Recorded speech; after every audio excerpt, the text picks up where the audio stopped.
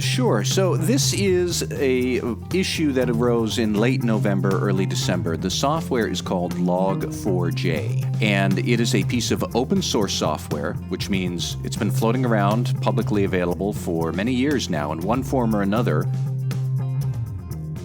In this episode of Compliance Into the Weeds, Tom Fox and Matt Kelly take a look at the Log4j software and the vulnerability which was discovered in November in attempts to fix via patch. We take that event and have a much broader discussion about the intersection of cybersecurity risk, operational risk, and third-party risk management as essentially are now all the same thing. Hello everyone, this is Tom Fox, the voice of compliance, back again with Matt Kelly, the coolest guy in compliance, for another episode of Compliance Into the Weeds. Today we're going to take up a piece of software and software vulnerability and use that as an example of why it appears that cyber risk, third-party risk, and operational risk are now functionally all the same. So Matt, with that perhaps interesting teaser intro, welcome back. Hello, Tom. How are you? It's good to be here. Good. So Matt, what is the piece of software and what is the vulnerability, and why do you think this is something that compliance and audit needs to have on their radar? Sure. So this is a issue that arose in late November, early December. The software is called Log4j, and it is a piece of open source software, which means it's been floating around, publicly available for many years now in one form or another. Log4j has been around for 20 years. The other big thing to keep in mind is that it's a very popular piece of software. There are millions of pieces of open source software out there that any company can use to its own purposes. Out of those millions, the people who track these downloads say that Log4j is one of the top 200 most popular, most downloaded pieces of open source software around. And what it actually does, as the name implies, is it logs user activity on a system, on a website, on a web page, or something like that, and it logs it to a remote server. And that is important because you run Log4j, it logs all this activity. Your system crashes, you can say, aha, we'll just pull up the records that have been stored on another server, and we can figure out what went wrong. That's how it's supposed to work. However, in November, a researcher from China, he discovered that at least since 2013, there was a glitch, a vulnerability in Log4j that would allow a clever hacker to insert a string of text into like a web field or something like that. And Log4j wouldn't interpret that as a transaction to be recorded. It would interpret that text as a command to obey, which would, long story short, let the attacker, they insert that piece of text, command, bogus entry into Log4j. It connects your server back to a remote server controlled by the attackers, who can then take over your system remotely and cause all sorts of mischief from there. They could steal data, they could alter financial records. In theory, they could even they could execute a wire transfer of your money from your finance system to parts unknown. All sorts of stuff could happen if you leave this Log4j vulnerability unpatched. And as I said, people found this out in November, so the open source community announced this to the world in December. We have this Log4j problem. And, community, here's the patch that you should download immediately to solve it.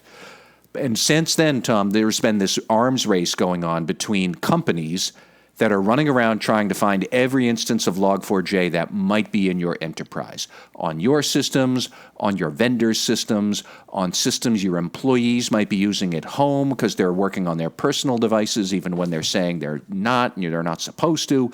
You have to eradicate it as quickly as possible. On the other side, the hackers are running around the internet trying to figure out every single instance of unpatched Log4j.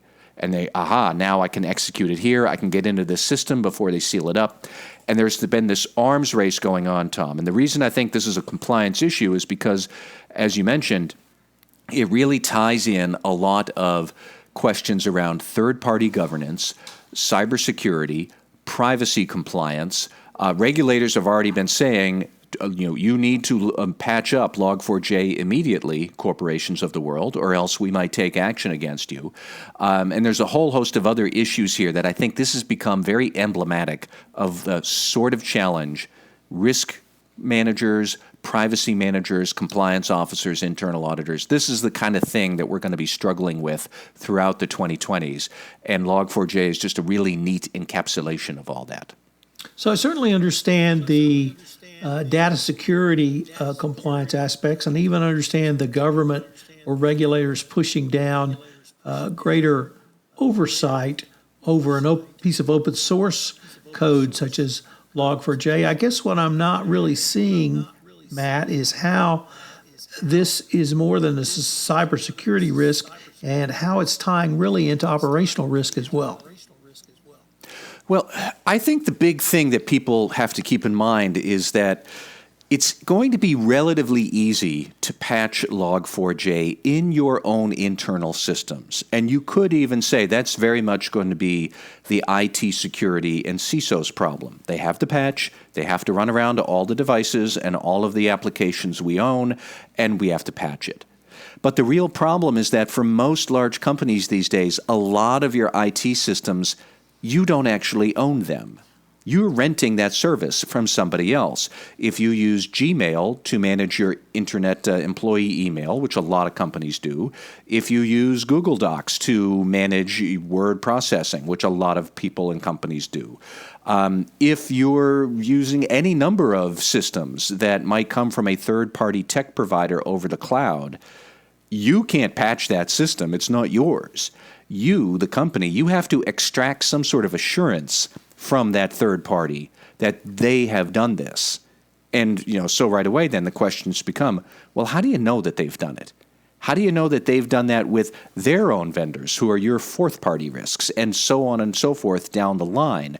And how will you accept whatever they give you as assurance that, okay, they've solved this problem? If their IT security manager just emails you back and says, oh, yeah, we're good, we did that last week, is that enough? Are you going to audit them? What happens if you audit them or you try to audit them, but they say no?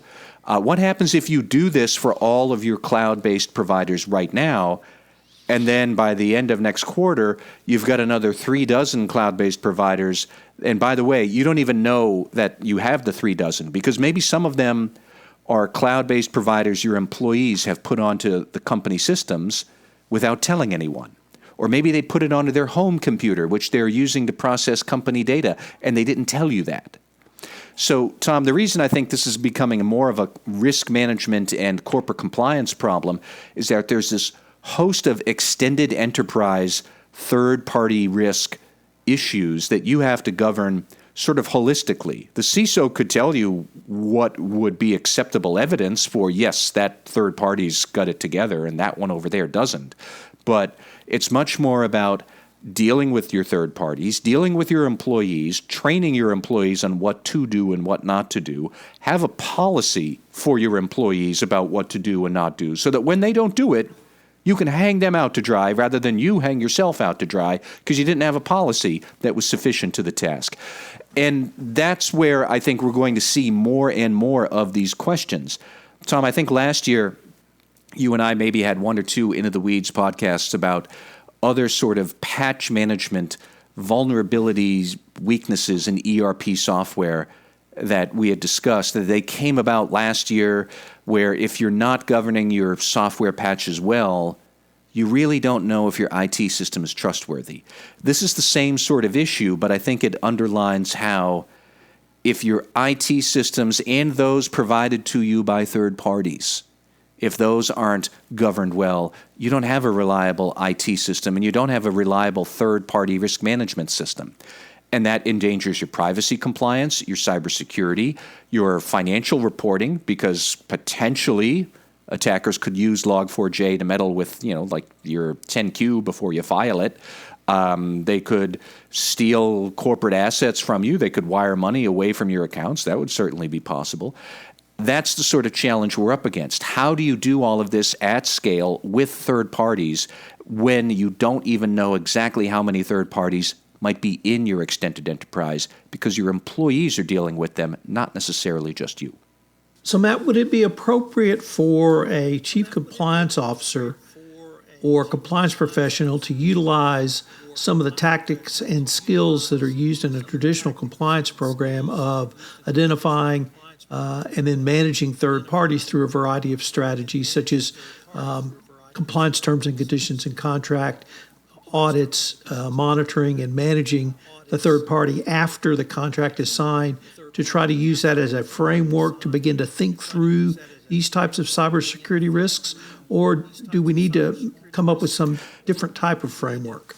Well, no, I think what you're talking about is very good and correct, sort of at the abstract level. If we were going to write down the best practices, you should do all of that. I think the challenge a lot of companies are going to face and a lot of compliance officers is how are you actually going to do those things?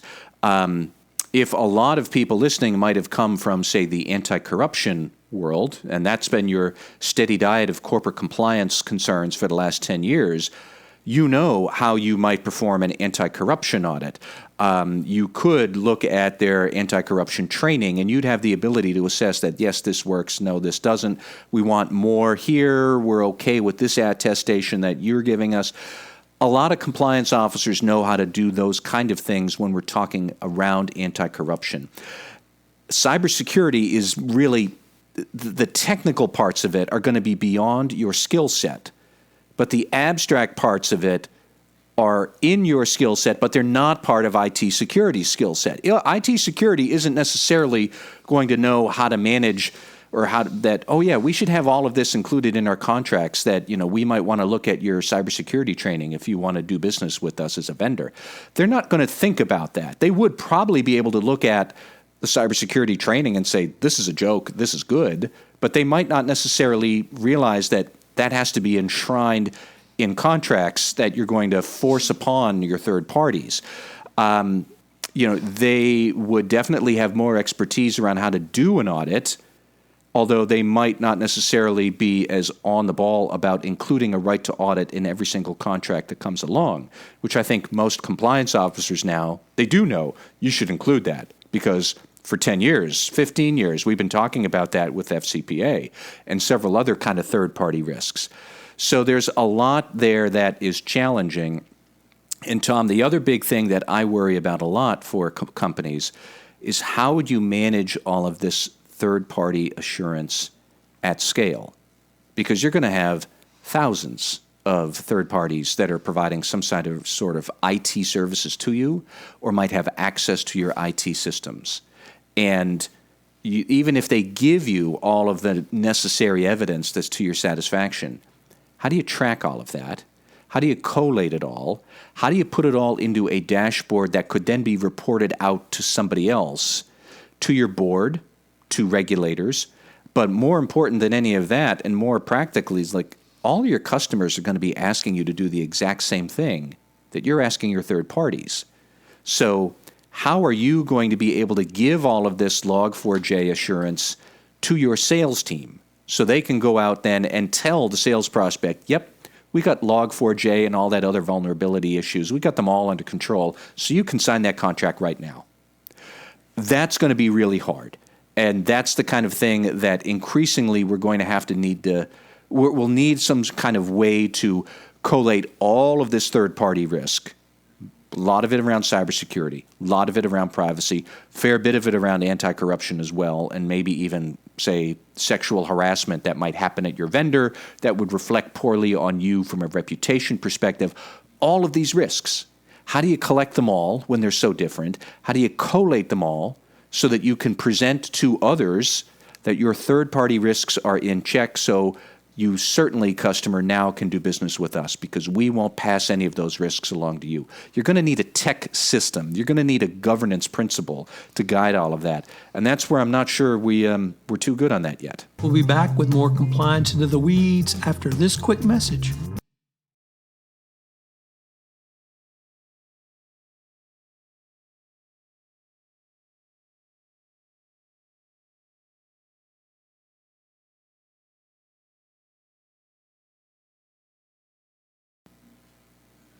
You also had a couple of other concerns, or raised a couple of other concerns, Matt.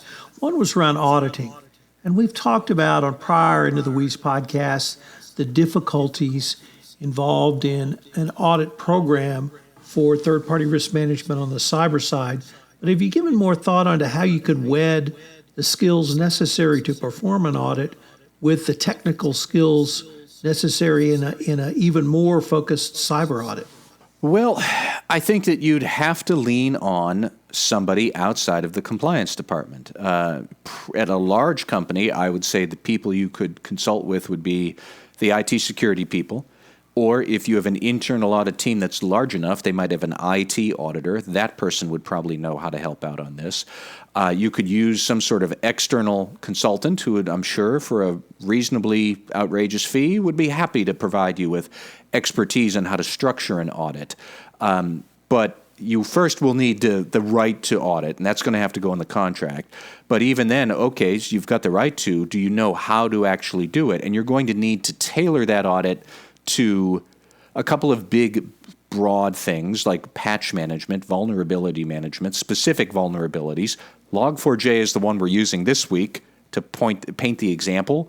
There's going to be another one next quarter. There's going to be one after that next year, and so on and so forth.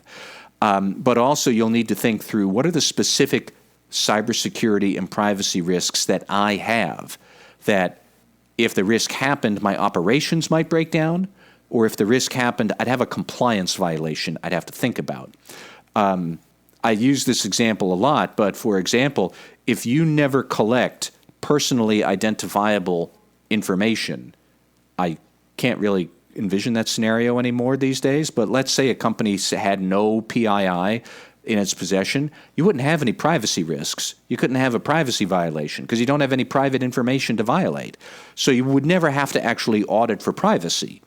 You might have to audit your third parties around system integrity, data availability. If you are looking to access, I don't know, your big new financial plans or your biotech compound that you're researching to push into a new drug in the next quarter, if that always has to be there, you'd have to audit for availability. If you're going to audit your data storage provider, you'd have to look at data availability and system integrity and possibly privacy. So there are 4 or 5 different basic principles, the trust service principles, that's what auditors would use. They would look at it and say, well, these are the principles we could audit against. You, client, company, which ones are you most worried about? You're going to have to be able to answer that. You'd have to know how to scope these audits of your third parties. And you might need some assistance outside the compliance department to be able to do that. There's one other area that you just touched on in your blog post, but I thought it was worthy of exploring, which is the role of the board. This, on the one hand, seems hyper-technical and an area that a specific area that a board should not have to concern itself with. But when you broaden the discussion out to a wider operational risk that you've articulated, then it seems to me to be absolutely appropriate for a board to at least start asking questions. Where do you see a board's role in this, and how would you suggest they begin to think through the types of questions they should ask? I think that they should not get tangled up into the weeds, no pun intended, of specific vulnerabilities that may or may not be affecting the company. Because there are going to be too many and the board's time is too precious and it's not a good use of their time. So I would say they should not be looking for some big presentation about the Log4j risk. There's going to be another one next year. There's going to be another one after that. And there were others before this too. Their role is more, how are we developing our capability to address cybersecurity threats in our third parties and in our software supply chain? How do we know that the software we are getting, either buying outright from vendors or that we are renting as software as a service, how do we know that those vendors have addressed their cybersecurity risks to a sufficient degree that we don't have any exposure there and we won't get contaminated by it?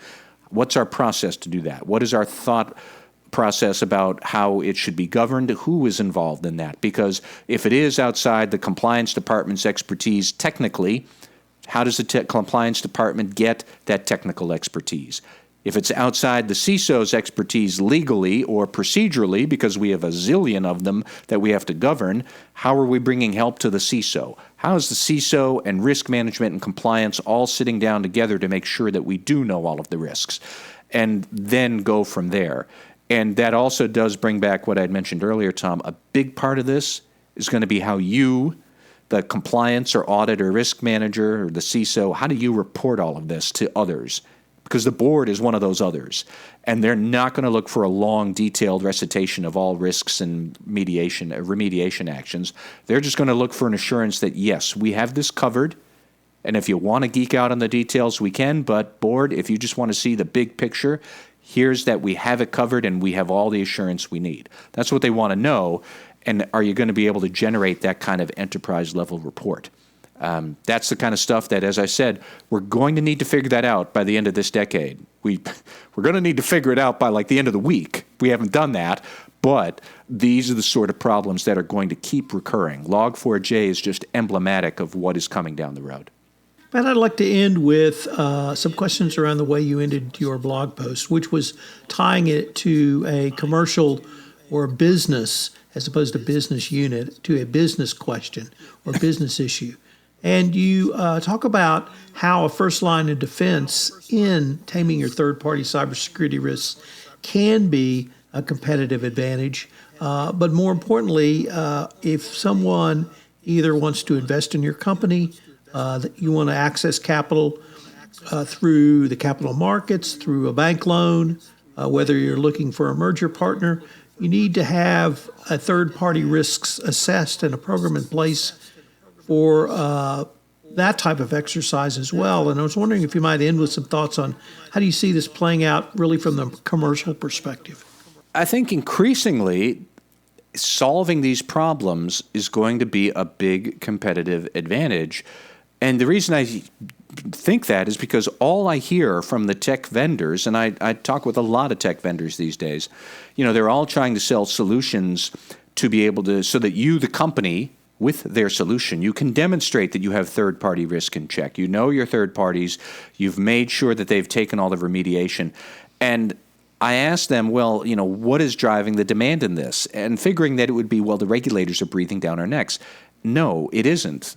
A lot of the people who are breathing down the necks of compliance and audit professionals around this are the sales teams at your own company, because they can't get a client to sign on the line unless the client gets some assurance that our third-party risks are all taken care of.